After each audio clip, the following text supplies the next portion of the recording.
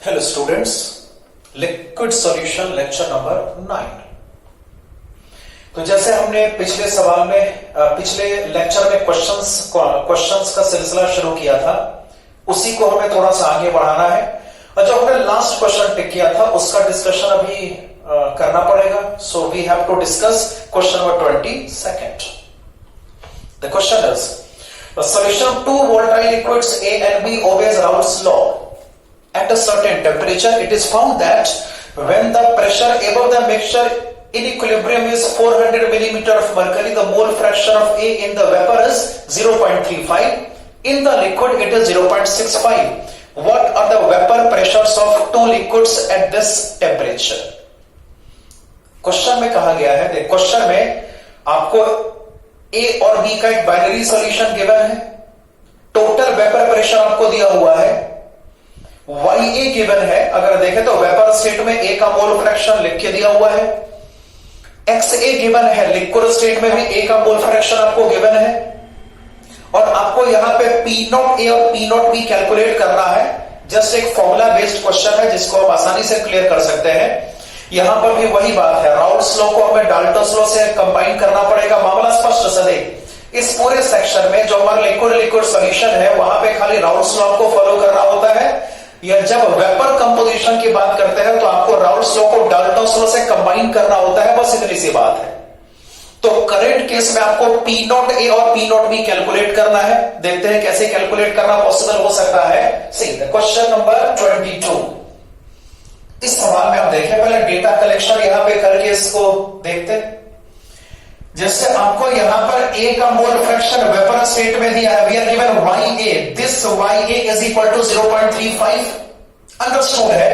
अगर आपके पास YA present है तो बहुत आसानी से YB कैलकुलेट करना पॉसिबल हो सकता है। This equals to 0.65। ऑब्वियस सी बात है, अब मेरे ख्याल से इतना क्लियर हो गया होगा आपको कि चूंकि वेपर स्टेट में केवल A और B प्रेजेंट है, तो वेपर स्टेट में A और B का मोल फ्रैक्शन का जो सम होगा ये 1 के बराबर हो जाएगा। तो अगर यहां पे YA का डेटा 0.35 है तो YB इज इक्वल टू 0.65। उसी तरीके से इस सवाल में लिक्विड फेज में A का मोल फ्रैक्शन आपको दिया है, this is XA is equal to 0.65। Understood है। अगर आपका XA 0.65 के बराबर होगा तो XB इज इक्वल टू 0.35। कुछ ऐसा यहां पे सोचा जा सकता है। एडिशनली जिस सॉल्यूशन का मामला यहां पर है, सॉल्यूशन का टोटल वेपर प्रेशर आपको दिया है equals to 400 millimetre mercury. Total vapour pressure of solution is equal to 400 millimetre mercury. और आपका टास्क यहां पर A और B का प्योर वेपर प्रेशर कैलकुलेट करने का टास्क है। आपको यहां पे P0A कैलकुलेट करना है, आपको यहां पे P0B भी कैलकुलेट करना है। देखो बहुत आसानी से इसको कैलकुलेट किया जा सकता है। जस्ट आपको थोड़ा सा फॉर्मूला रिकॉल करना पड़ेगा। हमने YA कैलकुलेट करने का तरीका सीखा था। Just apply this formula. YA को लिखा जा सकता है XA into P0A upon capital letter P। ऐसा कुछ करना पॉसिबल हो जाएगा। और हमारा टास्क यहां पे P0A को कैलकुलेट करना है, तो just separate P0A। This P0A is equal to, सोचो क्या हो सकता है। P0A का मतलब यहां पर होगा YA into capital letter P upon XA। P0A equals to YA into capital P upon XA। This equals to, इसको कैलकुलेट करने के बाद है YA का डेटा यहां पर कितना, तो 0.35 मल्टीप्लाई बाय टोटल प्रेशर यहां पे 400 मिलीमीटर मरकरी डिवाइडेड बाय 1 और XA। We have XA equals to 0.65। इसको कैलकुलेट करेंगे तो हमारा रिजल्टिंग आंसर आ जाएगा। तो चलिए इसको कैलकुलेट करते हैं।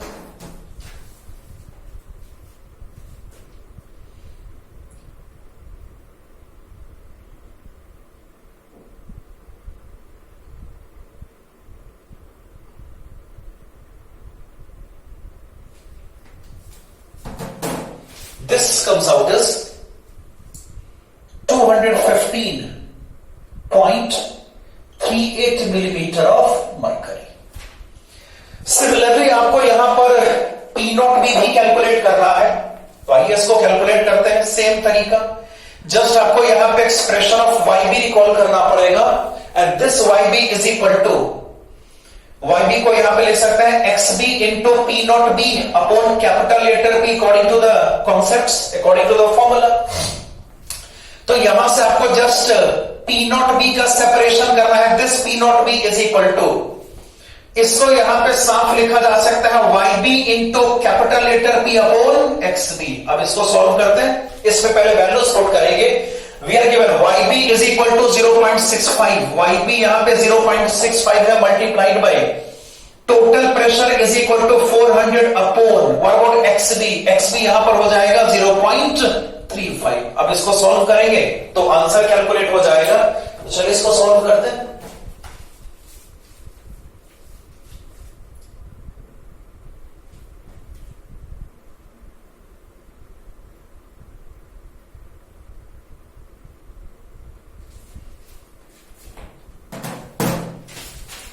Answer is 742.85 millimetre of mercury. तो इस क्वेश्चन में बहुत आसान सा क्वेश्चन है, इसमें कोई बहुत बड़ी बात नहीं है। जस्ट हमने खाली फॉर्मूला अप्लाई करा और हमने रिजल्ट्स कैलकुलेट कर लिए। हमने YA कैलकुलेट करना सीखा था, हमने YB कैलकुलेट करना सीखा था ना। तो भाई जो इक्वेशन यहां पे आपके पास है उसमें से P0A का सेपरेशन करना है, उसी को कैलकुलेट करना है, बाकी सारा डेटा आपको दिया हुआ है। तो ये राउट्स लॉ का आखिरी सवाल है जो कि हमने अब इस CRQ से कंप्लीट कर लिया। तो जैसे इस लॉ में देखिए, लॉ काफी सिंपल सा, ये सेक्शन ही बहुत आसान है, लिक्विड लिक्विड सॉल्यूशन में सेक्शन ही बहुत आसान है। आपको या तो राउट्स लॉ अप्लाई करना होता है या कई सारे केसेस में आपको राउट्स लॉ को डाल्टन्स लॉ से कंबाइन करना होता है। ठीक है, राउट्स लॉ का मतलब सिंपल है, अगर आपको कोई एक सॉल्यूशन गिवन है, अगर आपको लिक्विड लिक्विड सॉल्यूशन दिया हुआ है कहीं पर भी और किसी ith कंपोनेंट का पार्शियल वेपर प्रेशर आपको कैलकुलेट करना है, तो कैलकुलेशन का तरीका होगा mole fraction multiplied by the pure vapour pressure.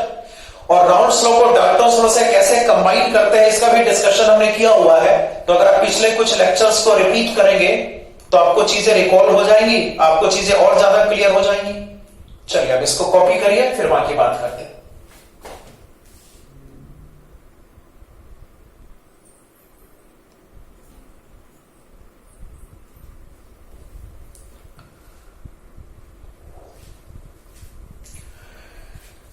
तो अब थोड़ा सा सीक्वेंस को हम रिकॉल करेंगे। जैसे मैंने पिछले क्लास में इस बात का जिक्र किया था कि हमारे इस चैप्टर में लिक्विड सॉल्यूशन के 3 सेक्शन है। पहला सेक्शन है लिक्विड लिक्विड सॉल्यूशन, जिसका डिस्कशन हमने कंप्लीट कर लिया।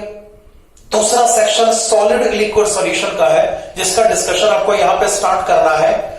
और मेरे ख्याल से इस टाइप के सॉल्यूशन का मतलब आपको समझ में आता होगा, मैंने इसका जिक्र किया था पहले भी, कि अगर हम किसी सॉलिड को किसी लिक्विड में मिक्सअप करके एक सॉल्यूशन का फॉर्मेशन करते हैं ना, that is called the solid in liquid solution. Common sense की बात है, बहुत बेसिक बात है।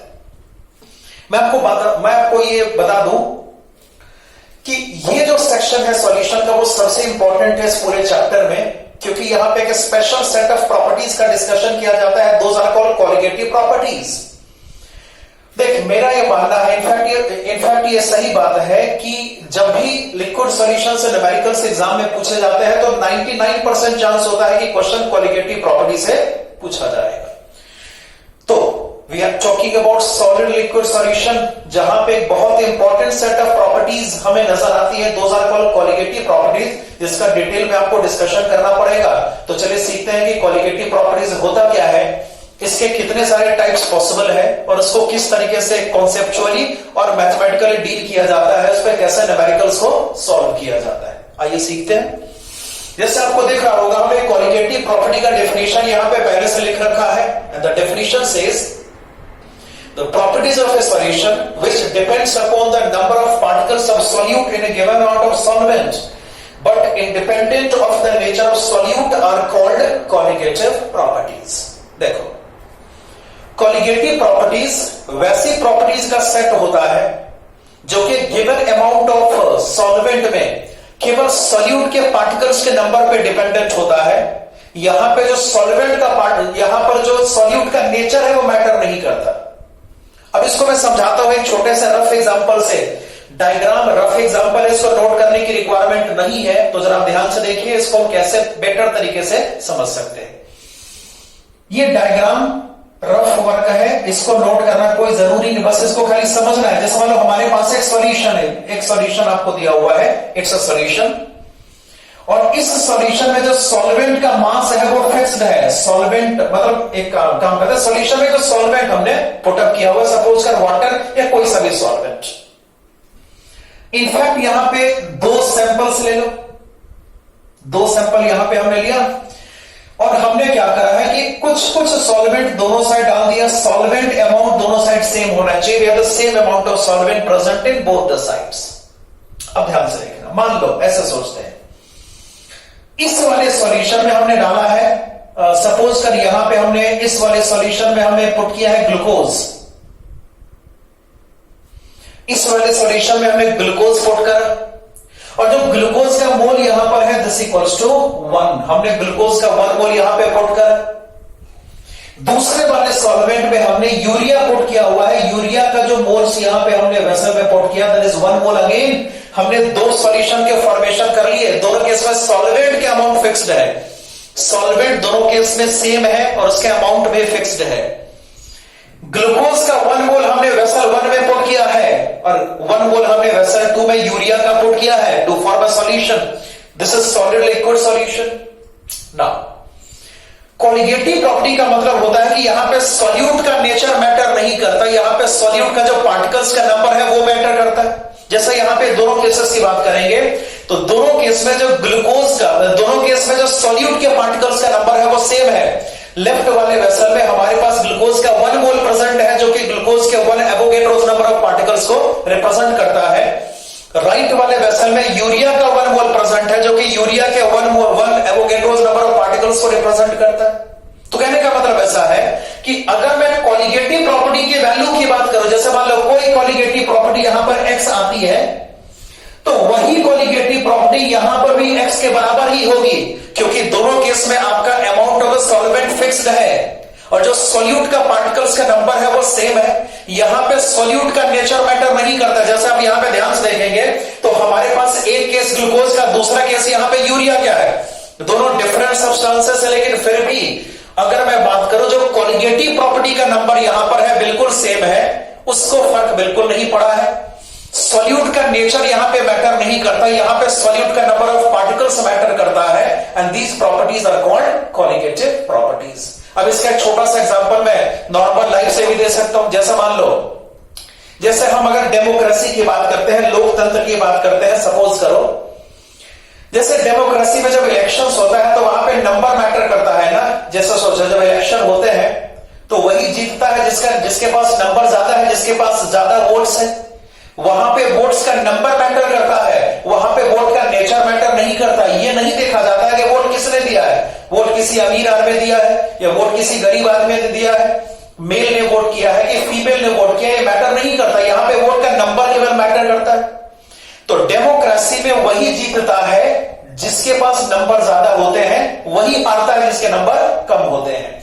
तो जैसे यहां पे नंबर डिपेंडेंट सारा मामला है, डेमोक्रेसी नंबर डिपेंडेंट फिनोमेना है, उसी तरीके से अगर क्वालिटेटिव प्रॉपर्टी की बात करेंगे तो यहां पे सॉल्यूट पार्टिकल्स का नंबर मैटर करता है, यहां पे सॉल्यूट पार्टिकल्स का नेचर मैटर नहीं करता। तो वही बात, डेफिनेशन यहां पर मैं फिर से रिपीट कर दे रहा हूं। डेफिनेशन का इलैबोरेशन यही है कि वैसी प्रॉपर्टीज का सेट जो सॉल्यूट के नेचर से इंडिपेंडेंट है लेकिन सॉल्यूट के नंबर ऑफ पार्टिकल्स पे डिपेंडेंट होता है for a given amount of solvent, those are called colligative properties.